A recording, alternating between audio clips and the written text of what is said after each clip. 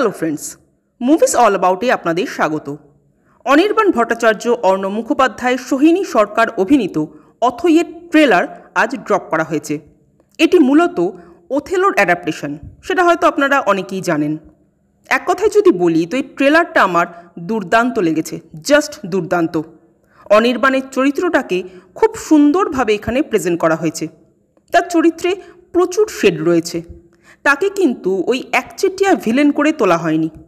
অথইকে মানসিকভাবে ভেঙে দেওয়ার জন্য কত রকমভাবে ব্যঙ্গ করছে সে। নিজের বিপর্যস্ত হয়ে যাওয়া মেন্টালিটি দিয়ে সে অথইয়ের জীবন বিপর্যস্ত করে তোলার চেষ্টা করছে।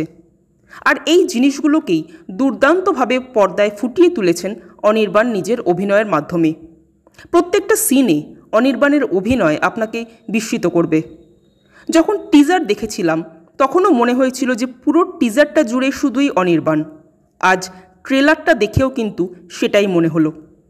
টেকনিক্যাল দিক নিয়ে যদি কথা বলি তো এর লাইটিংয়ের কাজ অনবদ্য হয়েছে। যেভাবে প্রত্যেকটা সিচুয়েশনের সাথে লাইটিংয়ের কাজ চেঞ্জ হতে হতে গেছে তা রীতিমতো দেখবার মতো ছিল। এডিটিংটাও দারুণ হয়েছে। পরিচালক হিসেবে অর্ণব মুখোপাধ্যায়ের এটা প্রথম কাজ হলেও তার কাজ নিয়ে আমি কিন্তু যথেষ্ট আশাবাদী।